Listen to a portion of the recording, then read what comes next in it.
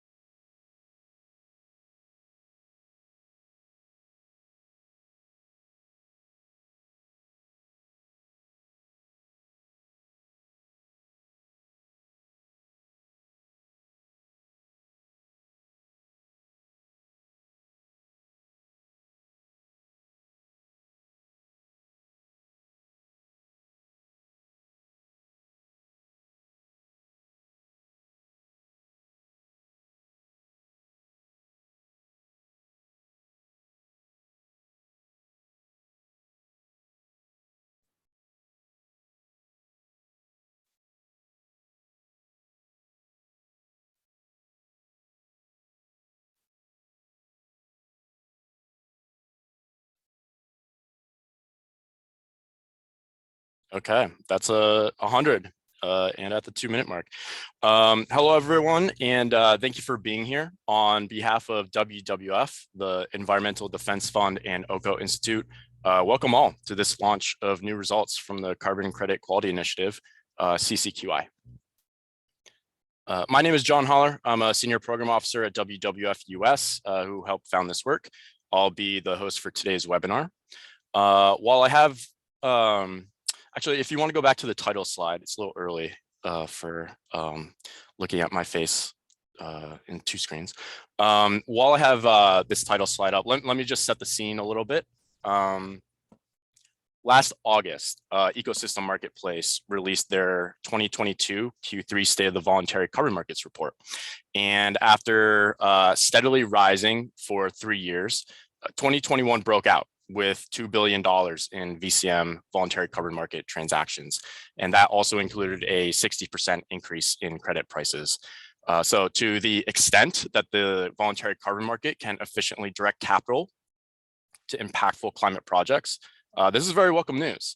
However, humans are really bad at making predictions, though I think it stands to reason that the quality or lack of quality in the market, or in other words, whether or not the underlying impact of a credit is fairly represented, is going to affect the amount of capital that continues in this market, in addition to unit prices, the attention that government regulators provide to the market, and ultimately the degree to which the voluntary carbon market is a contributor to climate change mitigation. So for today's discussion, we'll focus on this quality element, CCQI's examination of credit quality and how this information can be used effectively. Next slide, please. So joining me for today's event are 2 of my CCQI colleagues. We have Pedro Barata, Associate Vice President of Carbon Markets and Private Sector Decarbonization at the Environmental Defense Fund, and Dr. Lambert Schneider, Research Coordinator for International Climate Policy at Oeko-Institut. And then, of course, I also have to give credit to the rest of our team, Darcy, Felix, Zoe, Krista, and Summer, who will be monitoring today's conversation and managing audience questions. Next slide, please. So we're excited to update everyone on the work that we've been doing and also hearing from you. So let's jump into the agenda here and what I know all of you are wondering. Yes, this webinar is being recorded and it will be posted on our website. And yes, we're reserving plenty of time for Q&A. So please let us know what you're thinking. You can submit questions at any time during today's presentation by clicking the Q&A button in your Zoom app, and we'll do our best to respond via chat or save them for the Q&A portion. So with our time together today, Pedro is going to guide us through a brief introduction to CCQI, the scope of our work, and the tools and resources available to you, the audience. Next, Lambert will review our assessment approach and then spend the bulk of today's presentation reviewing and reflecting on our key findings. And then you'll be hearing from me again to talk about our future work and guide us through the Q&A portion of today's call. So with that, let me hand it off to Pedro Barata. Pedro, the floor is yours. Thank you, John, for that presentation. And let's go directly to the next slide. And basically, just to recap for those who haven't seen earlier versions of our presentations of the results, our mission here is to enhance the quality of carbon credits. As John has just outlined, there are significant, one could say, concerns about the quality of carbon credits existing in the market. We have a variety of initiatives. What we want to do at CCQI is to provide transparent information on quality of carbon credits that enables users to identify carbon credits that deliver higher climate mitigation impacts and that offer greater social and environmental benefits. So that in the future, we can see a steady progress in the quality and integrity of carbon credits that are put out in the market by different programs under assessment by CCQI. So with this, let's go to the next slide. And just to recap very quickly, why the initiative, just recap that we have been at work on this initiative for a little bit over 2 years now. And the idea behind it is looking at what we see with the voluntary carbon markets is that they are facing a resurgence, despite the latest numbers seeing already a little bit of a potentially an impact that we may or may not attribute to exactly these concerns around quality. But nevertheless, there is expectations and high hopes for a resurgence of carbon markets in general, but in particular voluntary carbon markets. But with the acknowledgement that there is a mixed bag of quality in terms of the carbon credits that are currently being transacted. And with that comes, and we've seen in the last few months, several stories around reputational risks of buying carbon credits whenever emission reductions are not credible for various reasons or various shortcomings of program and project development.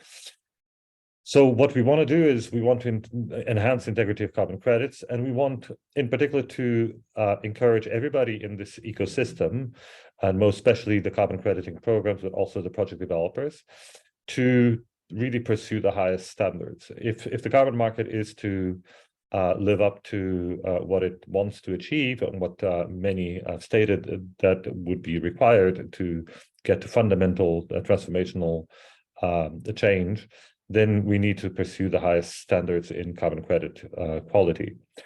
How do we do it? We basically score carbon credits along as a number of criteria that Lambert will be showing.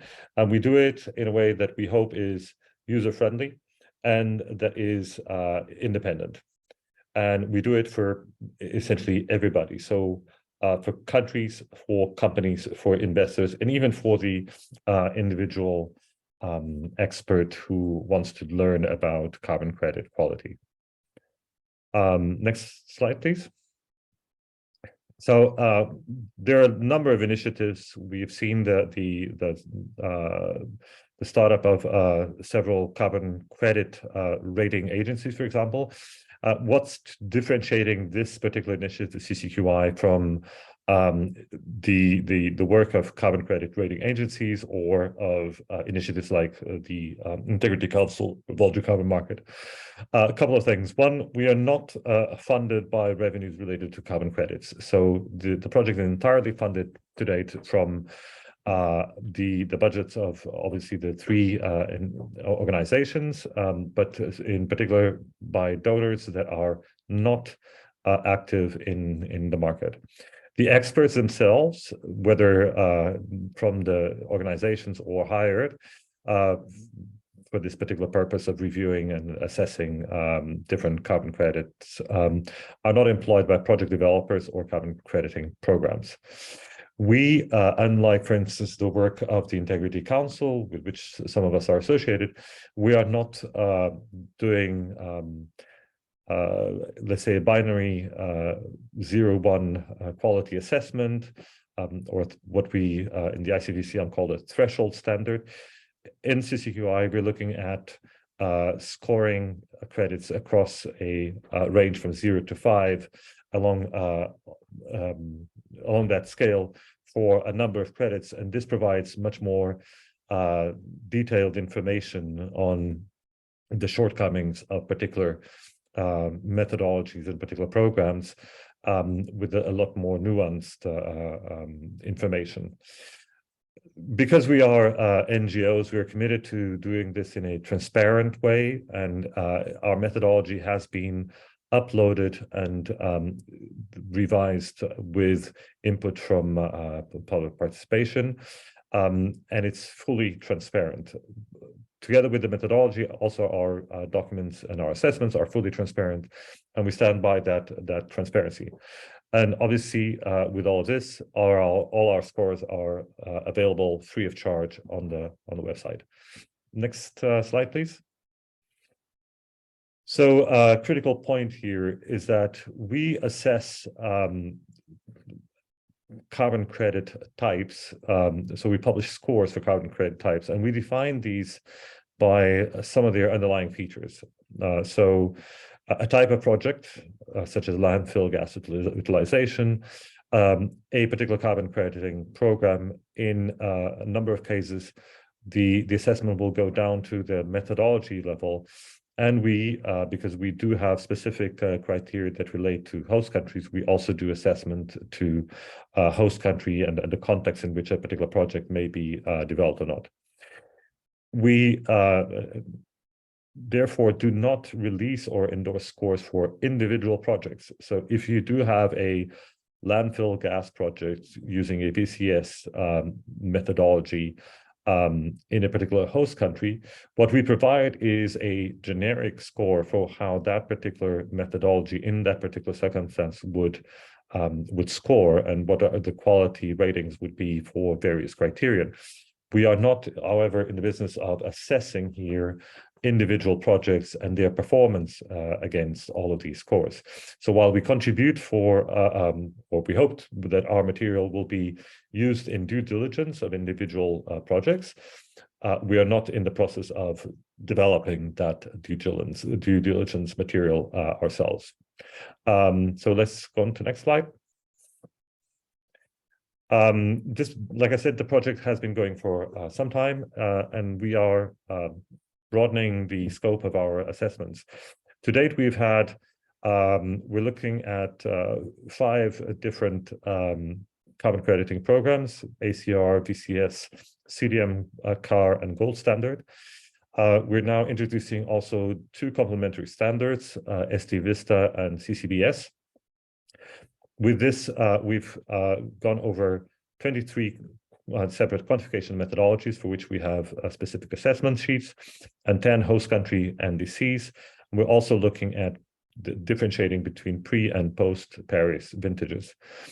The project types currently within our scope have been established in national forests, landfill gas utilization, efficient cook stoves, gas pipeline leak repair, solar PV, wind, household biodigesters, industrial biodigesters, and recovery of oil field gas. Next slide, please. So this is our current state. We've reached, according to our calculations, around 27% of the existing issued credits, but we aim to achieve by the end of this year, essentially by COP28, 82% or thereabouts of the existing market.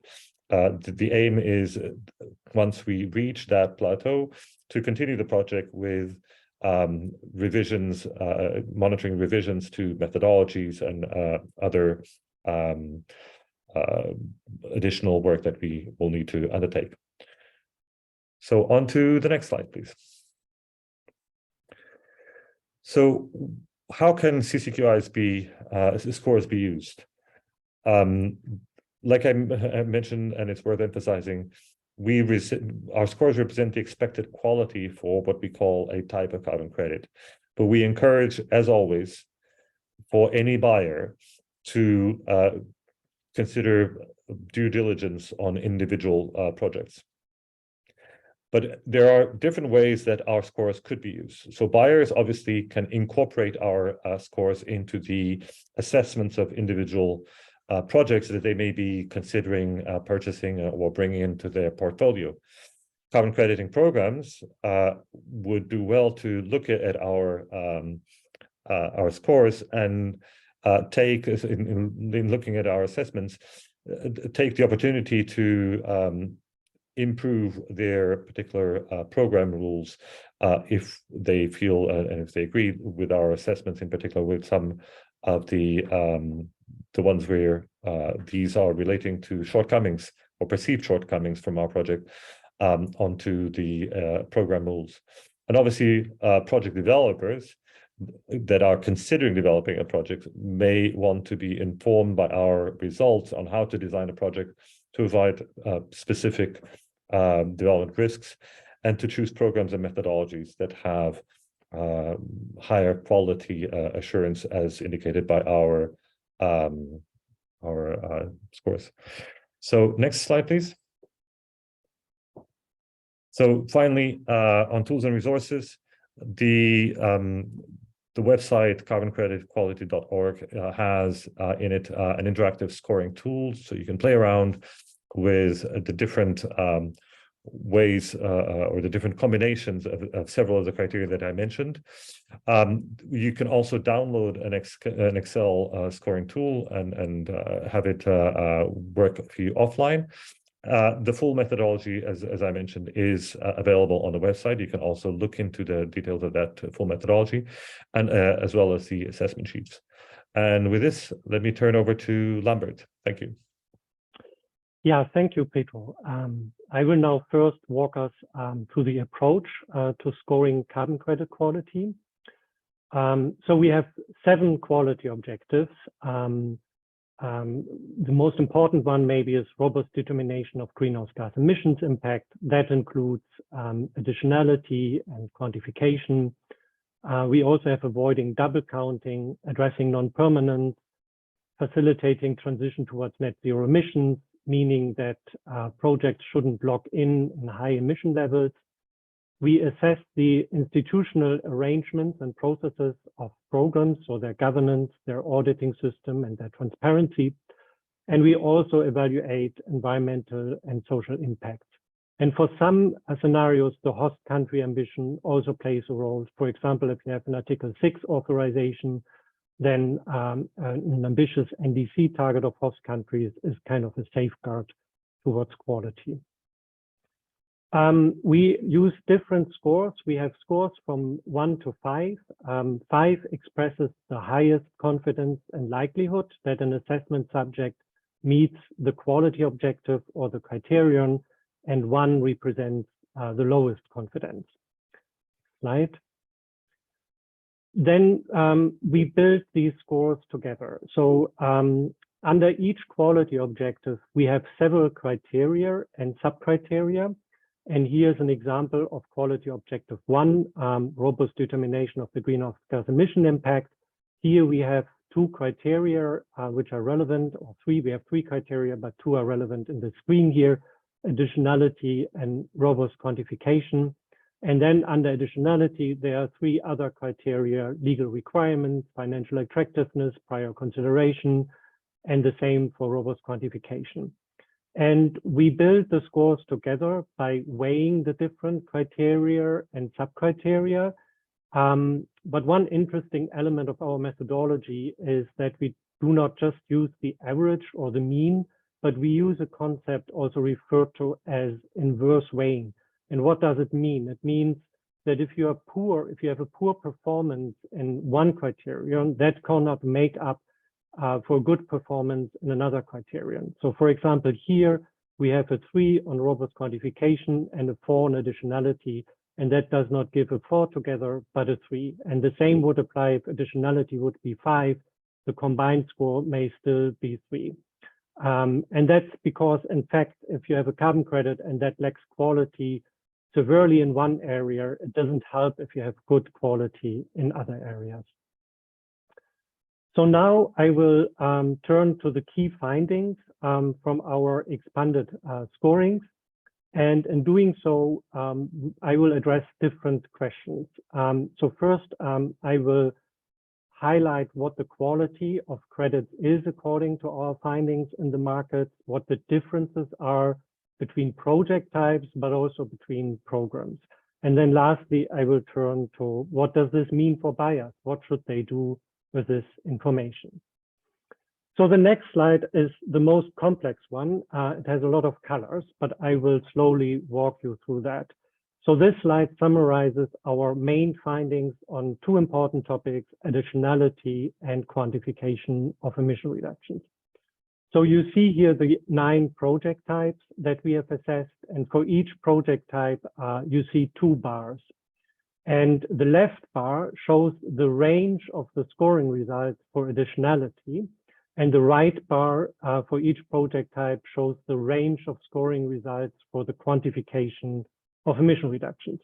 So to use an example, if you look to the efficient cook stoves and rural areas at the very left-hand side of the slide, here on additionality, depending on which program, on which methodology, on which country, on which specific tool you use, you get to a score of 3 to maybe 4.4 in that graph. So that's the scoring range that we find on additionality across programs, tools, and all the material we have evaluated.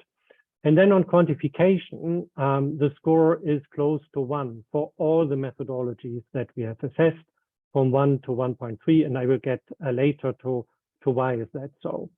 And what we see here is kind of a mixed picture. There are some project types that score quite well on additionality, like or at least under some circumstances, as you see here in the first slide.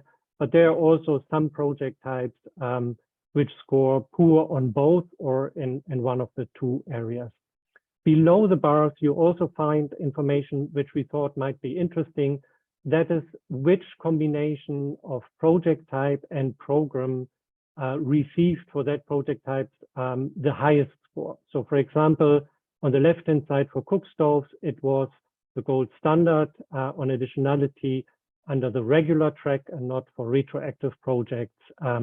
And for quantification, where in this case, there's very little difference between maybe 1 and 1.3, it was the VCS or the CDM.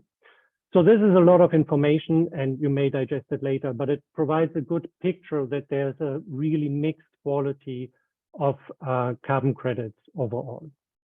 Next slide, please.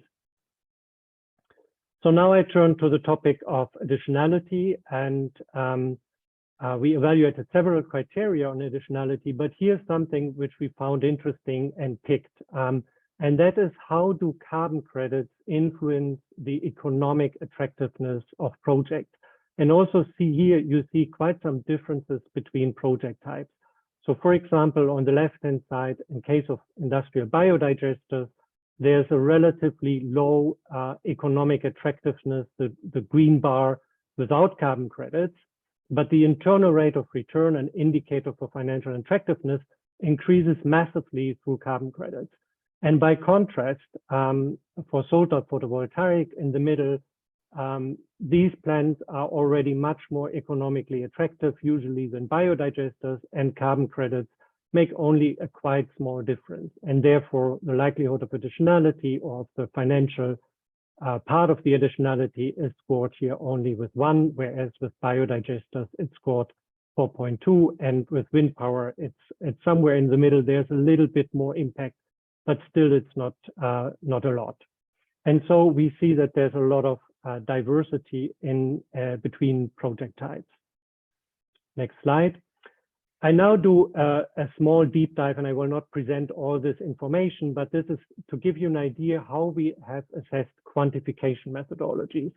So we have assessed over 20 quantification methodologies, and for each methodology, we systematically identified all the elements that are written in the methodology, and we assessed whether they may lead to overestimation or whether they rather lead to underestimation, or maybe in some instances, whether they do not have a bias, but introduce a lot of uncertainty. And so here, for example, we have a methodology, AM9 from the CDM, which is relatively good and conservative. And why is that? because we identified two risks of overestimation, that, for example, certain fugitive emissions are not considered, but we also found several elements that may lead to actually underestimating emission reductions. For example, there's an assumption that the recovered gas from recovered oil fields will always displace natural gas or methane and not more carbon-intensive fuels. So that's a very conservative assumption. And overall, we conclude here that there's a high likelihood of conservativeness. And for some methodologies, like in the middle for household biodigesters, this depends on the project configuration. And so we have here two scores, which depends on what is your baseline fuel. Next slide. So this slide shows what is the overall result on this detailed assessment that we did on 22 methodologies and how we scored these. So first, to explain how our scores work. So in the end, we kind of assess through expert judgment the probability that the emission reductions are determined conservative and how conservative, and what is the uncertainty range around the emission reductions. So we give a score of 5 if we deem that it's very likely that the emission reductions are estimated conservatively. And what do we mean with very likely? We mean that only 1 out of 10 projects overestimates emission reductions. So there's a 90% probability. And if we walk down the scores, that probability decreases, or we think there may be even score 3, a slight tendency to overestimation, or it may be more or less accurate, but we have a lot of uncertainty. And that's also a problem in our view. On the right-hand side, you see how frequently methodologies scored here in which level. And what you see, what we found interesting is that most methodologies are kind of in the middle ground. So they are okayish. They don't have a lot of overestimation, but they may either have some overestimation or they may be more or less okay, but they have a lot of uncertainty. And that uncertainty increases even with scores of 2. And with a score of 1, there's a high degree of overestimation. And so far, we have only found one methodology which qualifies under 4, and several ones which qualify even under 1, though most of them are in the middle with a score of 3. Next slide. This is just a brief overview where specific methodologies from the 4 programs landed and which ones we have assessed for which project types. I will not go into detail into this, but we wanted to provide this information so that you can later have a look to that. What's important to notice is here that some methodology, like the CDM methodology, may be used under different programs. And so therefore we have assessed so many CDM methodologies because these are also used under the gold standard and under the VCS. I now turn to a different topic, and that is addressing non-permanence of reversals. One of the criteria that we assess here is how long reversals must be compensated for. So for how long do you need to monitor whether a reversal occurs and then replace the carbon credits, for example, from a buffer pool reserve. And what we found interesting here is that the carbon crediting programs have quite different rules. So the climate action reserve requires that reversals need to be compensated for at least 100 years. And there's a plus here because they count from the vintage that the carbon credits were issued. And then under the gold standard, it depends. There's a minimum period of 30 years, but in some instances, it's required for 50 years.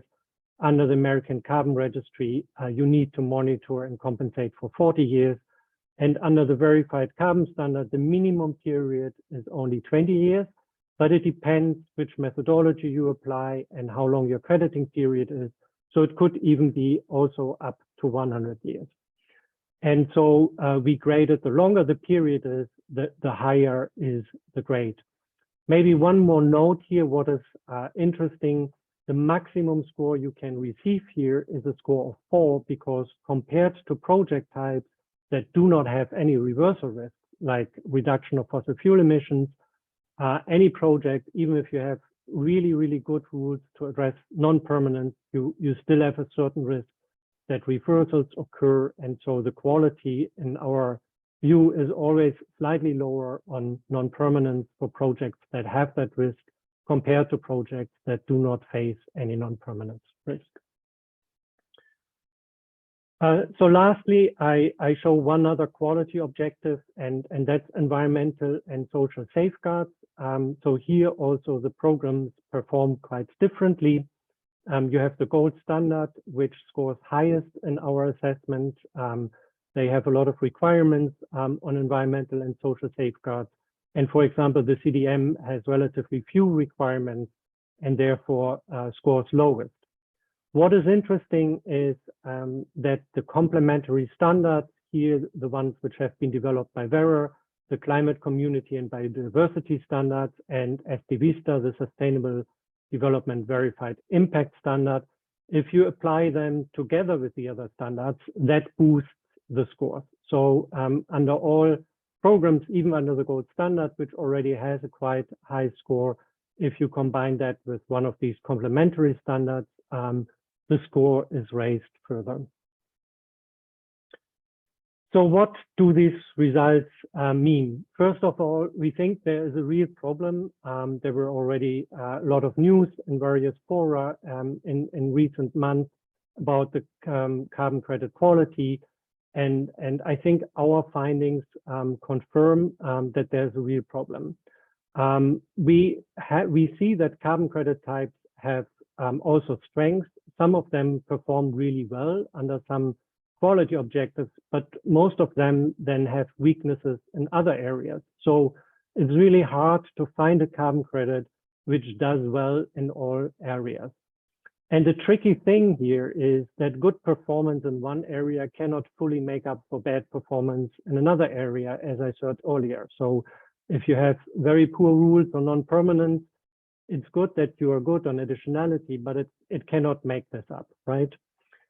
So overall, we think there's a too high likelihood of overestimating the climate impact. So many methodologies, as I said, are okay, but we think that's not sufficient because there's a lot of uncertainty around what the climate impact is.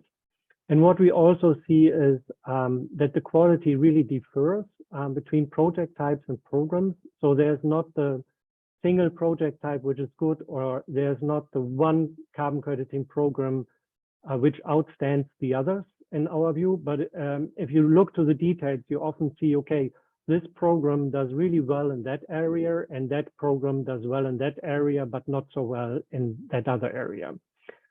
And that leads us a little bit to the conclusion that there's really potential to do better. So we think that many of the weaknesses that we identified can be fixed. It's not impossible to fix them. And if the carbon crediting programs would pick the best approaches from their peers, that would already significantly improve quality. And so therefore, we think there's really a lot of potential for carbon crediting programs to look at each other's approaches and to learn from each other in improving their rules. So what should buyers do with this information? I think, first of all, our scores can be used to identify credit types that have comparatively lower integrity risks. So there are some clear differences. And then second, buyers can use our information to understand and manage specific risks of credit types. So as Pedro already has explained, you can use our scores to do your project level due diligence. And that is because individual projects may score better in some areas than our scores. Maybe some also score worse. But in some instances, it's possible that individual projects do better. And so our risk assessments, if you will, so our scores provide a good overview where the biggest risks are and where you should focus your due diligence on. And then lastly, I think there's also a lot of debate how carbon credits should be used, and there are different ways of using them. So for example, you can use them to offset your emissions, but you can also use them to make other contributions like financial contributions, contribution claims, etc.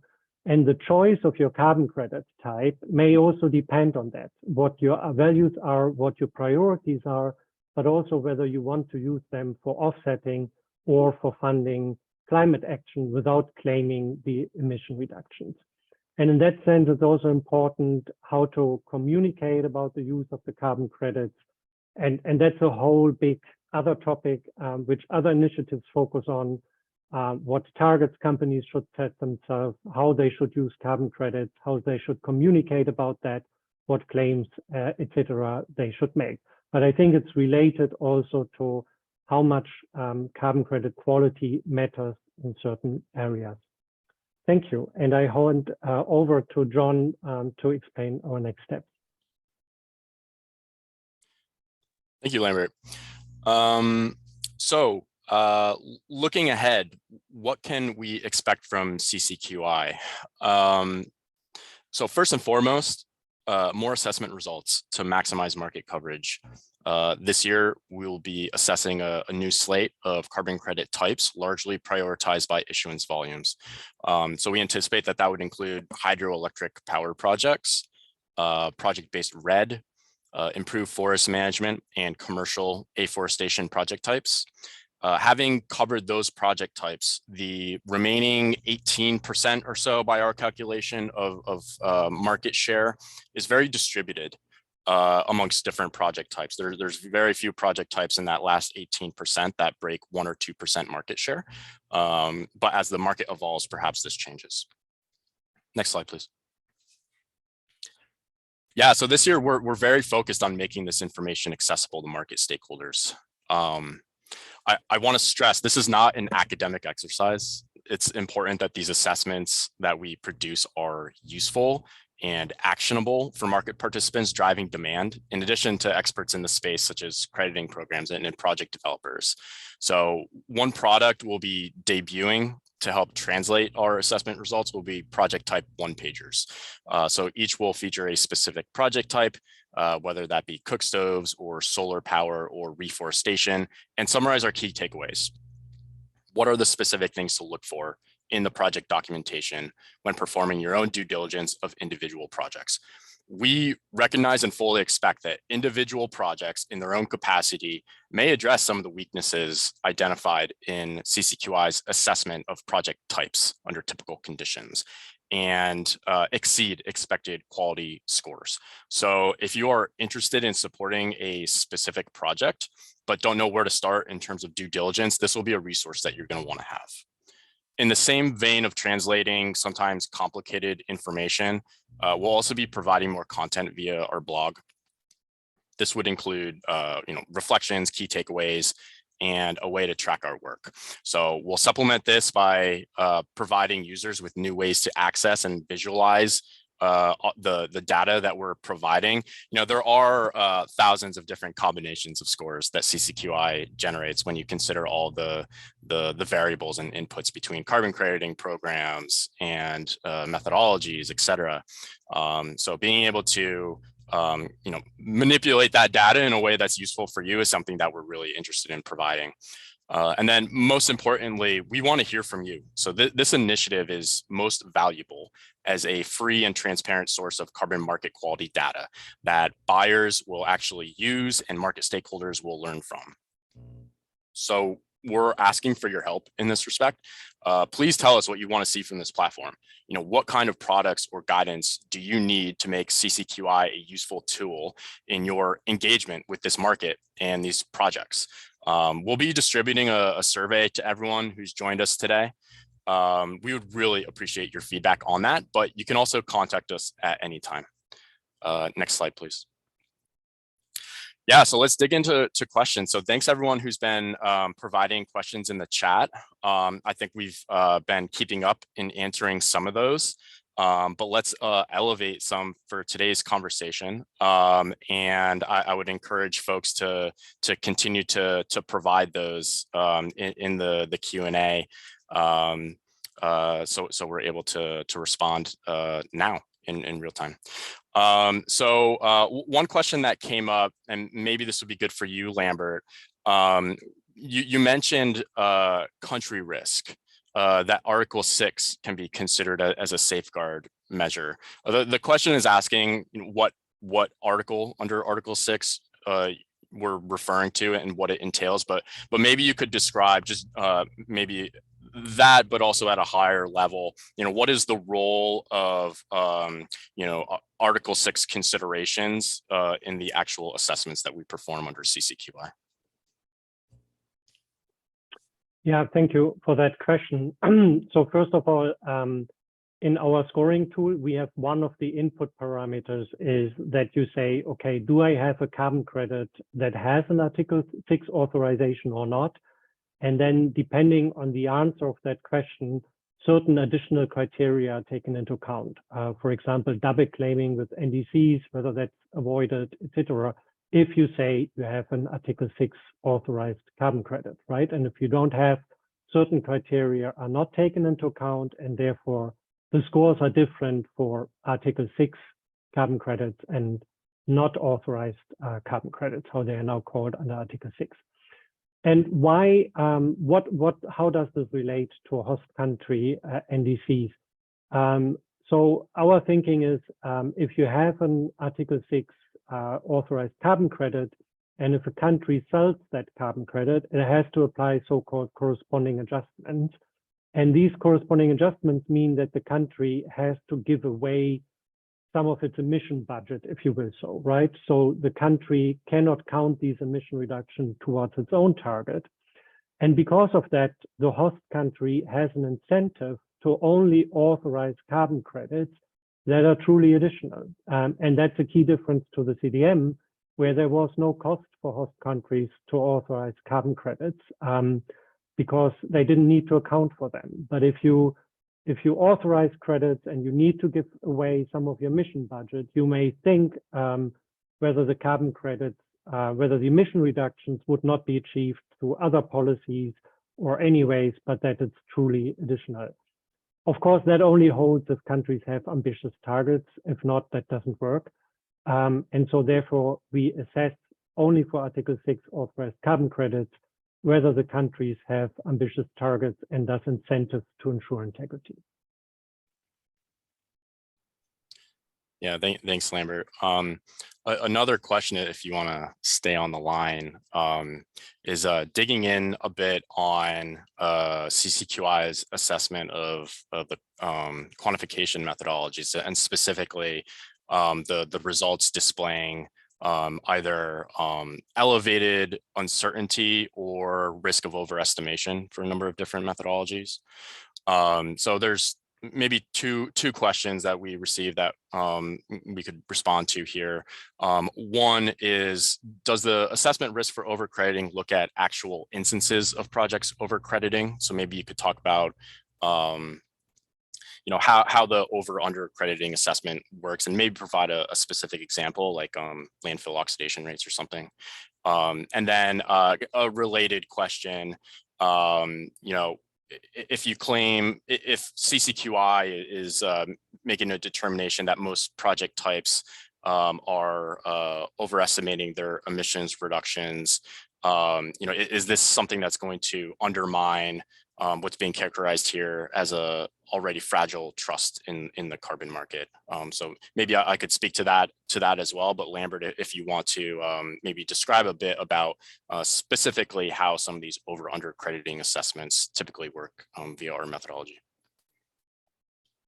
Yeah, I think we assess, as I said, we assess all elements of the methodology. And to give you an example for cookstove methodologies and also some of the biodigester methodologies, we identified that one parameter, the fraction of non-renewable biomass, is significantly overestimated. And there's a lot of literature that confirms that, including publications in journals like Nature, and which use satellite data, etc., and find out these claims are just unrealistic.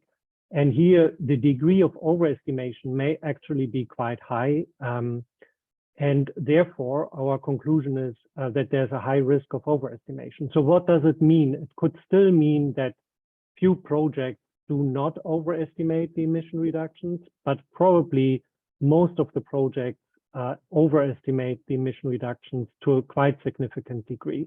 And that's why we give a grading of 1 here. And I would say we have a relatively high confidence in that assessment.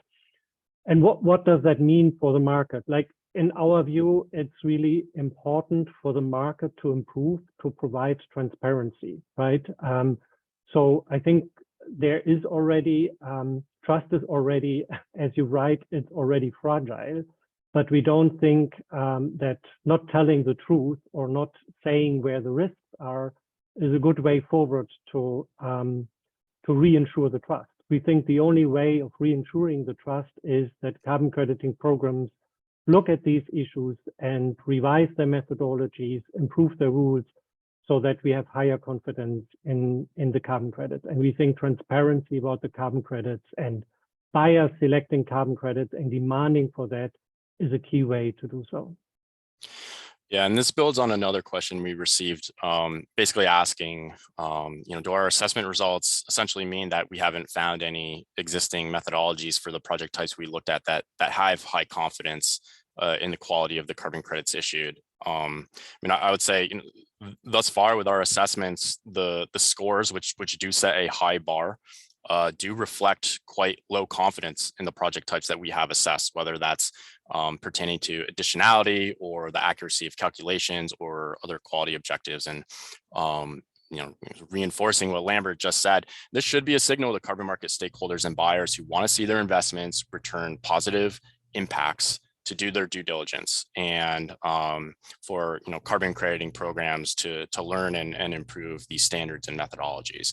Again, we can only speculate what this means for carbon markets, but you could imagine this having implications for the appropriateness or inappropriateness of offsetting or carbon neutrality claims, which technologies or scales of activities are in need of carbon finance and which are not, and how carbon crediting programs react. Some methodologies have good approaches in one area, but not another. So it is possible to generate good results and good credits. It's just a matter of identifying those areas of weakness and making sure that actionable changes come about from that. A question about the non-permanence quality objective. So one of the slides that we displayed identified or talked through our results assessing the duration of non-permanence monitoring per program. And the question is essentially asking, regarding that duration of non-permanence monitoring, can we actually trust that that's being performed in practice? If a crediting program decides that these projects should be monitored for 100 years, is that realistic to follow up? How does that factor into our assessments? To that, I would say that the duration of non-permanence monitoring is one of many factors that go into our non-permanence assessment. So in addition to the duration of those non-permanence monitoring rules for programs, we've also assessed things like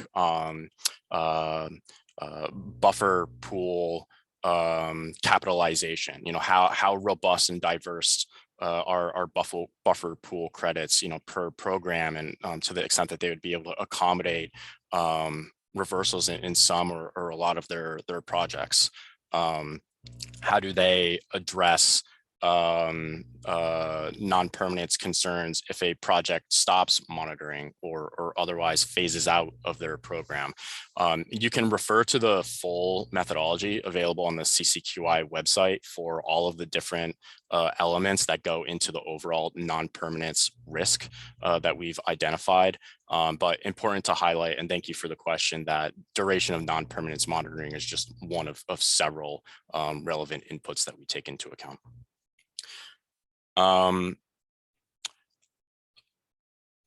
Let's see.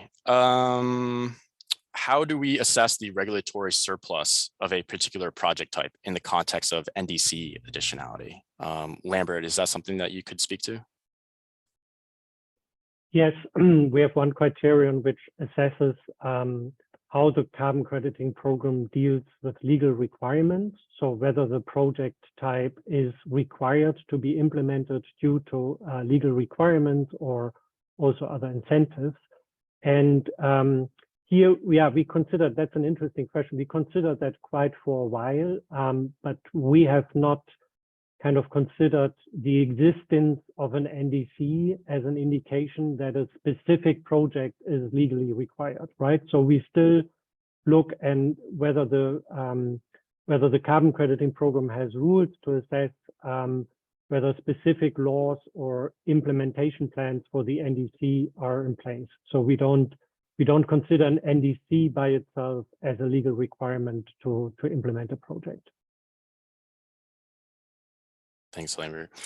An interesting question about audience, I suppose. Is it possible to use the tool and CCQI's results for some more general recommendations to lay people, like consumers booking flights that want to reduce their personal emissions?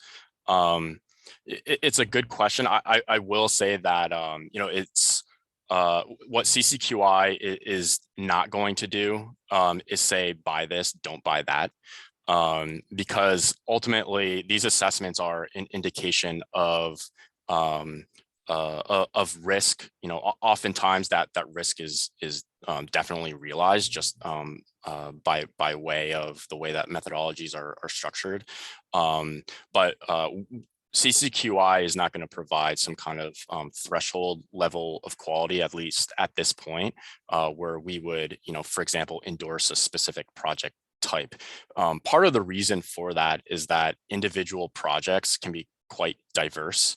And we certainly wouldn't, want to, prevent project developers from innovating or exceeding the standards of their peers from being rewarded for that. And so individual projects for project types that do not score particularly well could, generate good benefits. It really depends on a case-by-case basis. And so in terms of how to use these results for the average person, I would say look out for our project type profile pages coming out this year, where we will distill these assessment results on a project type basis to be able to identify, for example, what are the specific risks or areas of uncertainty for specific projects, and where in the project documentation can you look if you want to see if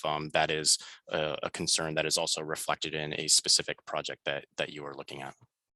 So thank you for that question. And I think my answer, I just pre-answered another question, which is how do you ensure that the scores don't lead to buyers overlooking offsets from really good projects just because it belongs to a project type with a low rating in CCQI. So again, want to reiterate, we fully expect individual projects to both outperform and underperform our assessment scores for carbon credit types, just because there is, every project developer may take a different approach. There are commonalities that will prevent one from exceeding a typical score. For example, the use of a specific methodology that has some real problematic areas that would lead to overestimation. But again, want to stress that we make no assertions about individual projects here, and we would certainly encourage project owners, developers, and crediting standards to be able to continue to improve their rules so that those really good projects do rise to the top and are highlighted in a way where buyers can have confidence in what they're buying and ensure that the units that they're purchasing represent the impacts that they purport to represent.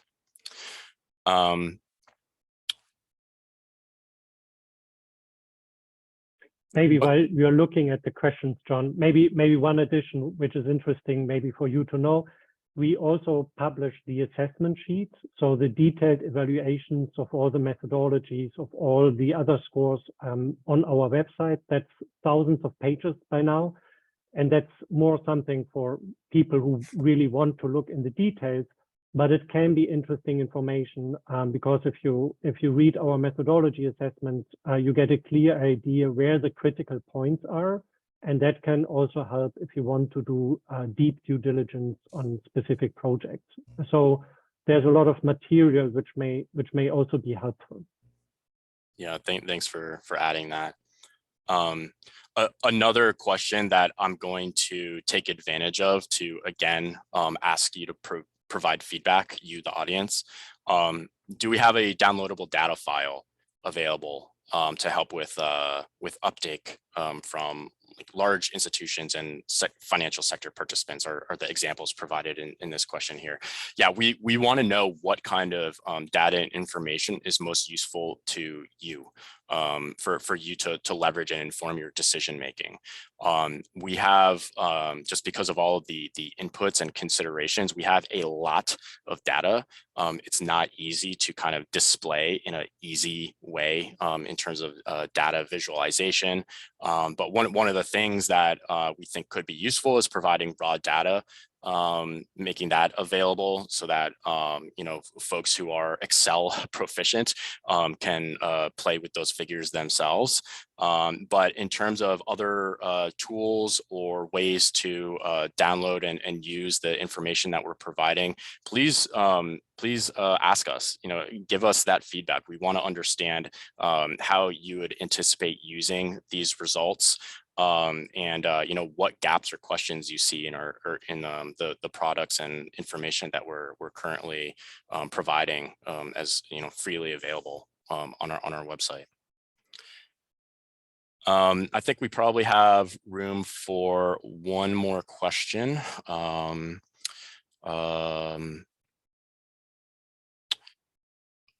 I think, yeah, more questions about making data available. Okay, here's one I think I can address as well in the closing minutes. Does CCQI provide a single aggregate score for a credit type? Why or why not? So no, so we provide scores of 1 through 5 for each of the quality objectives for a carbon credit. And we don't aggregate that into a single score, but there's a very good reason for that.